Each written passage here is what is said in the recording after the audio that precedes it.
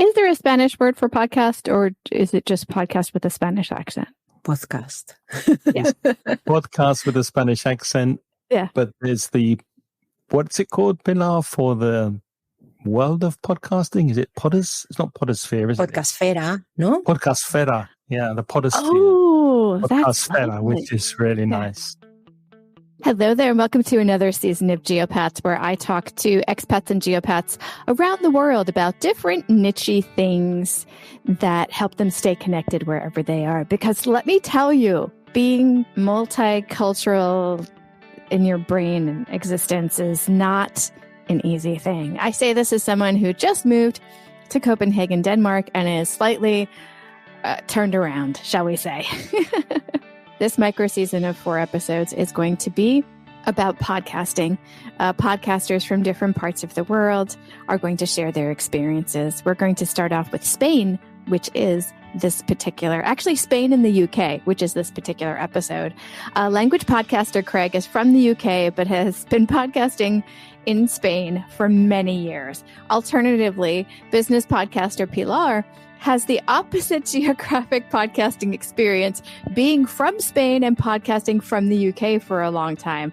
And yet they found each other and created a podcast about the scene in Spain some years ago, which I think is pretty friggin' amazing. In this conversation with Craig and Pilar, we dig into what they learned about podcasting in these 2 countries, how the space has changed since their podcast was live, and how indie podcasting differs from business podcasting. I love that topic. These 2 folks are knowledgeable and are tapped into the space in a passion-led way, which is where I personally live in the podcasting space, and I bet you do too. Let's just get to it. Let's meet Craig and Pilar. All right, Craig. So you said you have a lot of stats that you found recently. Can you first tell us where the stats are from?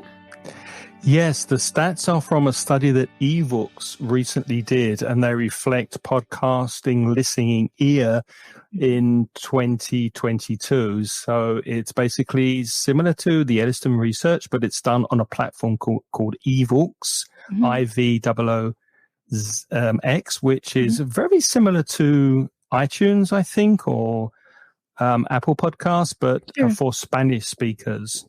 I've heard of that. Podcasts. Yeah, it's a distribution platform for, okay. Yeah.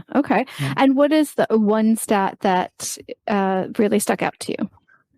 Well, I was interested to see that 90% of advertisers say that podcasts are the most integrated format for growing brand awareness, which means that a lot of money seems to be going into podcasts because Spanish companies want to make people more aware of their brand.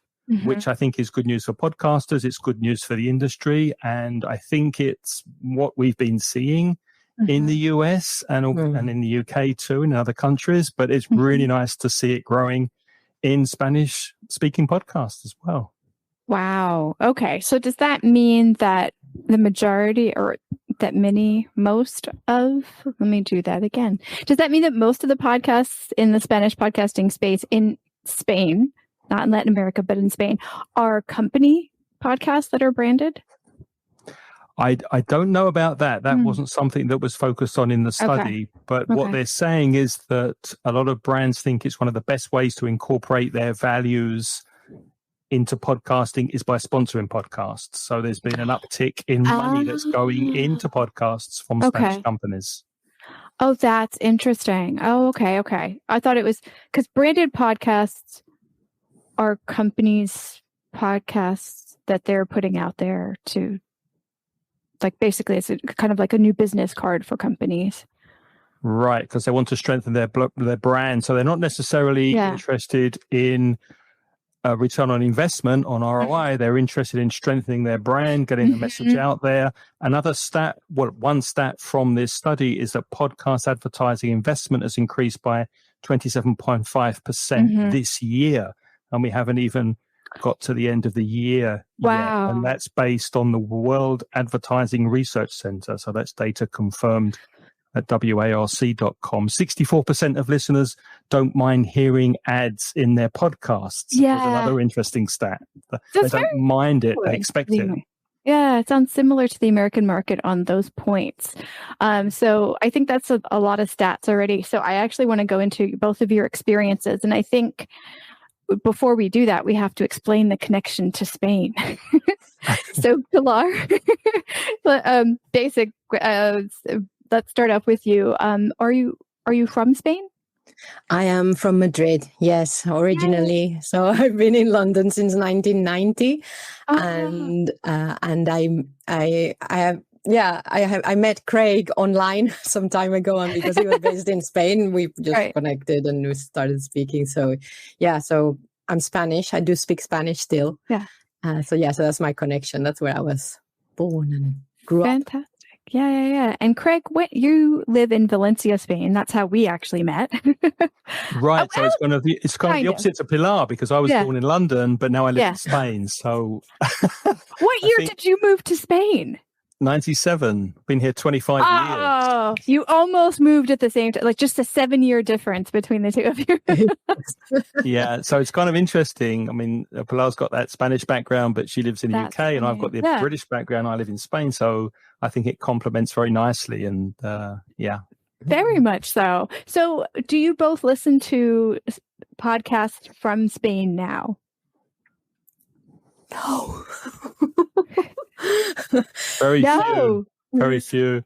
Occasionally I listen to a podcast by a good friend of ours called Sune, and he has a podcast called, what's it called, Pilar? It's called Quiero ser podcaster is what he calls it now.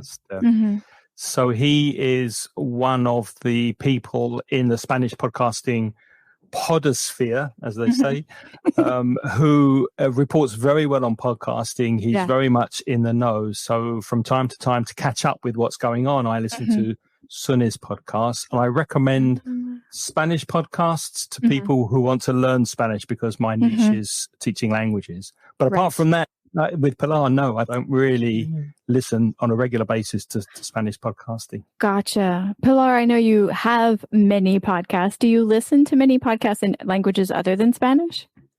In English. Yeah. I listen to podcasts all the time. I do listen to one in Spanish called El Futuro del Trabajo, because it's by some guys, again, that I have a connection with. So I find myself that I tend to listen to shows where there's some connection to the host or something. And because I have very few connections with Spain, and I don't feel like, everyone seems very new. But so I don't listen to any in Spanish. Gotcha. Okay, fair enough. Well, I think it's a good time to talk about the podcast that the two of you had together about the Spanish podcasting scene. Is that correct? Yeah. Back in, oh my gosh. Okay. Enclave de Podcast, which I'm saying totally wrong. Sorry. What year or what years? Because it went for a while, didn't it? Yeah, it was 2016 it started, and it went into 2017.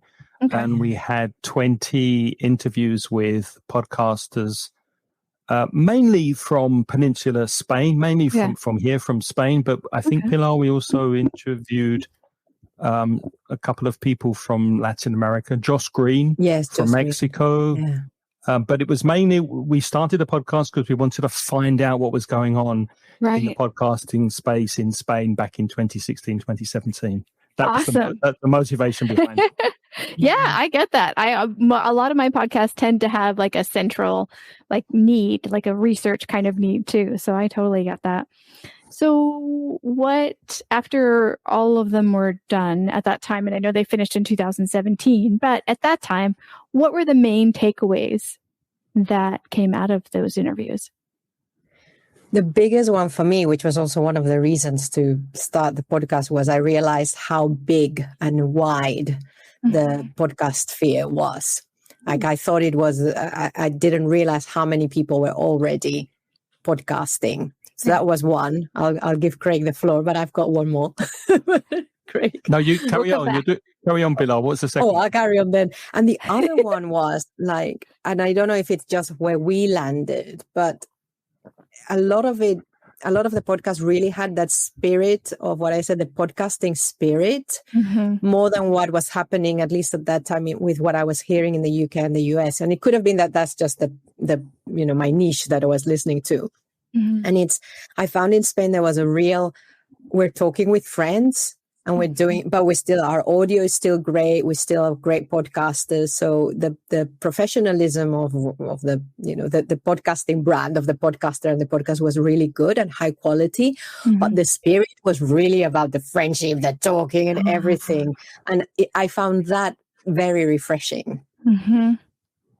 Yeah, absolutely. There was a lot of creativity in the space at that time, and I'm sure there still is, but it was very fresh. It was very motivating, for me at least, because it seemed to be the cusp of podcasting that was similar in the US maybe 3 or 4 years before. So it was very exciting to us to interview podcasters in Spanish. And to be clear, it was a bilingual podcast. So we would interview Spanish podcasters in Spanish. And then after, Pilar and I would speak after the interview in English, comparing what they had told us with what we knew about the podcasting situation elsewhere. So it was that kind of take. Oh, I love that. Well, is there a reason why you started that podcast in 2016? Was that like the beginning of the podcast, of a podcasting boom in Spain? It was Pilar's idea. How did you think of it? I think it was that curiosity of is this something that people are doing in Spain? And if they are, what is it? How are they doing it? Who's out there? I think it was. So I think there was a sense that it was already like in the UK and the US, it was starting to become a little bit mainstream, and we weren't hearing that much, or at least I wasn't here. So it's like, oh, it must be happening. And it was. I think it was much more developed than we thought. Wow. And it sounds like I loved when you said, Pilar, the podcasting spirit. That is absolutely where like the indie scene in the US, or just the indie scene in general, of folks who just are like, there's an interest, there's a desire, there's a need. I'm going to record this process of talking to people, or like just talking about this topic. I love that kind of momentum in the independent podcasting scene. Is that is it still strong? Was that very strong in most of the interviewees that you had back in the podcast? Yeah. Yes, it was. And also another thing I noticed was that the audio quality and the technical ability was very, very high as well. So the podcasters we spoke to in the industry in general, because I went to a couple of conferences around that time in Spain. There's a national conference called JPod, which is organized annually. And I went to a couple of those conferences, and the level of presentation, the level of technical knowledge about podcasting, and the enthusiasm and creativity was really, really strong. So yeah, it was lovely to see. It was really nice. Nice. I think maybe it wasn't being shared as widely as like you come across I remember then in the UK or in the English speaking scene, a lot of podcasters were sharing what they knew, they were sharing, but it was very difficult to find. The Spanish podcasters weren't online sharing as much, and I think, but the knowledge was there. Yeah, a lot of passion for the medium.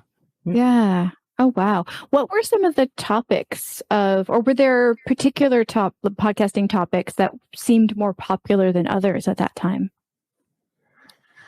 Well, we tried to get a cross-section of what was going on. So some of the podcasts were what you'd probably find in most podcasting countries: marketing, technology, that kind of thing, interview-based podcast from that format perspective. But also there were quite niche podcasts, weren't there, Pilar? There were podcasts about very niche topics.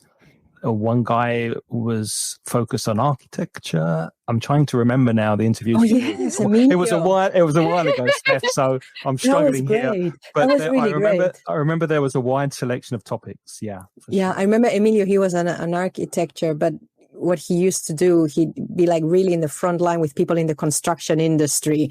So, with people who didn't know. That was interesting, actually, thinking about it, that what we discovered was that the audience still the audience wasn't as big in Spain. Like the word podcast, many people didn't know what it was. And I remember Emilio, he would interview people for his podcast who'd never come across the term podcast before. So I think that was the audience had really picked up, like everywhere else. Sure. They've got more of an audience now. We also did someone who was doing a science podcast as well, photography as well. Yeah. We did that. We did try and go wide. I think if I could add just something that was very interesting that started to happen was that the mainstream media started to really go very strong into there. The Grupo Prisa, remember, with Podium, or was it Podium? They started with El Resplandor, I think it was called, which was a drama podcast. So suddenly this big media company was saying, right, we're going to invest. And I think that it was interesting to be in that context when that happened, because that was very important. Yeah, and I remember Podium because they had a really successful podcast called El Gran Apagón, which is the big blackout, which has recently been made into a TV series on Movistar TV. So you've heard of podcasts being made into TV series, and that's a classic example of a podcast platform that had a huge success and then carried it on into TV and video. So, yeah. Wow. I wanted to actually bring in, let's see if this works. Can you actually see the page with the podcast information? Yep, there we are. Yay! So bilingual show. I love the artwork. It's so cute. Uncovering Spanish podcasting. Very cool. I just wanted to bring this up real quick to show the folks that are watching the video version of this, some of the different folks that you interviewed during this podcast. Wow. Yeah, right? That's fantastic. It was a really fun project. Very enjoyable. It was really interesting. I was listening today to Sune. So Craig had met Sune, who is a guy who has been doing podcasting now probably for more than 10 years. And actually he one of his things he really wanted to do was go full-time as a podcaster, and he's managed to do that now. So he's a podcast consultant. Wow. It's really, I mean, following him has been very interesting. And he was very well connected within a certain group of podcasters. So through him, we started to go in. And I was listening to his show to catch up a bit, like Craig was saying. And he mentioned that he was taking the course of Jean Boluda, who's someone again that we interviewed, and it's really interesting. It's very interesting to see, to see that they have, some of them are still there. I mean, the Future for Work guys, who were the last ones I interviewed ad hoc, like once we'd already closed the podcast, they're still going as well. So it's very interesting that a lot of them are still podcasting. Well, that does bring up the question: how did you select the guests for that podcast? Ooh, that's a good question. Because it sounds like you tapped into people who stayed with it, and so there was a really strong. There were the obvious ones. I mean, just going very quickly through that list as you were showing it, Steph. There were the obvious ones who were big in the space at that time, but Pilar mentioned to me early on, and I agree that it would be nice to get a cross section of maybe the not so popular podcasters that aren't necessarily the big names in Spanish podcasting. So we tried as much as possible to vary it and get a variety of people on the show. So, but obviously the big names were obvious. We reached out to them. Luckily, most of them said yes. I think some declined, but how did we get the smaller guys? Do you remember, Pilar? I think probably we asked our guests, and then also I think we used to ask them to recommend some podcasts at the end. So maybe that helped as well. I think that was really important for us as well, to ask them to recommend some more shows so that we could see and how that was growing. Yeah, recommendation played a part for sure. I knew a podcaster who, right before I left Shanghai in 2020, he had a podcast. It was so difficult. It was a local podcast, but the structure seemed difficult to me. Like the person that he would interview someone, and then whoever they recommended was the next guest, and whoever they recommended was the next guest. And so it just kept going like that. And that's a layer of organization that I was like, wow, That's beautiful. So it was all like the whole season, people were connected to each other the whole way through. It was kind of cool. Nice. Yeah, that's a good way to do it. Yeah. So, sure. Yeah. Let's transition into now. Okay, no, wait, I'm still curious because Craig, you're from the UK and Pilar, you're there now. Do you both listen to any British podcasts? Yes. I do. Yeah. Okay. How would you compare the British scene? Because I know and don't know a whole lot about the podcasting scene in the UK. I do know that the London Show conference was there like 3-4 months ago. I'm totally disconnected, to be honest. I think it's very interesting with as the space has grown and become mainstream. I feel a lot more disconnected from what's going on. So I've really I'm probably listening to a lot of shows that I was already listening to like a few years ago. And what I have seen is that it is very much like any mainstream art form. You've got the big players and then you've got the indies. And there's very, very different, like whenever that conference that you said that, I know where it's hosted, but I never go because I look at the program and I go, that's not who I'm interested in. This is not like that person that I met some time ago that is just doing it from, like me from my bedroom and stuff. These are people that have whole teams and they're very good. It's not, it's just when you do something for the love of it and you've been there with everyone who's like putting it together. So I think that in the UK, I know it's grown and you can feel it. I get a lot of pitches from podcasts from people who want to be on one of my shows. And it's just another form of people getting out there. And because I listen to a few shows of similar themes, you see like the same guests going. I mean, this is more global than UK. So I think it's just gone mainstream. Yeah. I think that's a really interesting thing to highlight is that as a listener versus as knowing about the industry or being involved in the industry can be two extremely different things. Because podcasts are that personal that you can really have your favorite podcast and not know anything about the scene itself. It's like, that's business. I'm over here listening to content I love. Like they can be very different things. That's really interesting. Craig, how about you? Yeah, but it is interesting. And I think if you're a podcaster, as Pilar and I both are, and you are as well, Steph, that I think that tends to shape your listening habits. Because I, as an independent podcaster, prefer indie podcasts to mainstream podcasts. Now, I do listen to the odd mainstream podcast, but I'm very drawn to indie podcasts on all sorts of topics because I know they're podcasting from their bedroom or they don't have a team. It doesn't sound overproduced. And I'm going to get a perspective that I'm not going to get when I turn on my TV. So I like that independent feel to it. And I get drawn to those kind of podcasts, wherever they come from, if they're coming from the US or they're coming from the UK. Agreed. My heart really lies in independent podcasts. I do listen to a fair bit of network ones just when I need like deeper dives that do need a whole team kind of thing. But the vast majority of the 200 that I subscribe to are more on the independent side. Independent, or now I'm listening to a ridiculous amount of business podcasts to try to be a better entrepreneur. And a lot of those are, that word is so hard to say, entrepreneur. Anyway. Yeah. I wish the French had a word for it. That's the thing. That's the problem with the French. They don't have a word for entrepreneur. That's the problem with the French. We're done here. That was it. I can't top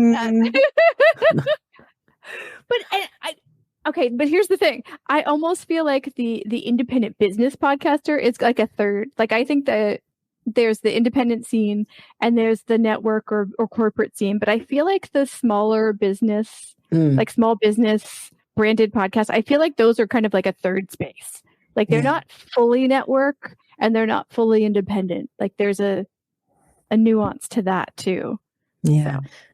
I agree. And it's the fact that when because I have quite a range of podcasts and I am very aware of what space I'm in. So one of the show that I've been doing for the longest is my business's podcast. So it's how, I've had clients that have been listening to me for ages there. I have clients who then go and listen, and I'm very aware of that audience. So it's very different to how I show up in like the one about food. Can I make a very quick point about something I just thought about the UK podcasting scene, is that the BBC, which of course has been releasing their shows as podcasts for ages, and that's actually how I got started in listening podcasts. They've now got an app, BBC Sounds, and they've actually removed some of their shows from places like Apple Podcasts. And I think that this is my rant, but I think that's such a shame, because it's one, it's good because maybe more people don't listen to BBC shows in Apple Podcasts, just as a widening thing. I listen to lots of BBC shows, but it does mean that it's a way of segmenting and just bringing it's that spirit of podcasting is gone. Rather than saying we are throwing stuff into the ether, now it's like, no, we want you to come into a space and we're going to keep you. And it's that shame of what's always happened is that you go to a space where indies and commercial and wonderful, they're all mixed together. And so you come in for a BBC show and you stay for the indie as well. Whereas if the larger companies are starting to pull people into their space to listen to their audio. So that's also something that I think we'll see what happens with the space. Yeah, I think a lot of, I think the BBC are losing a lot of talent. I heard that recently. They're bleeding talent. A lot of people are leaving. So I think the BBC are more interested in continuity and staying as the BBC for as long as possible, rather than being creative and inventive and nimble, which is what indie podcasters tend to have on their side. They can change direction, they can change format a lot easier than these big companies.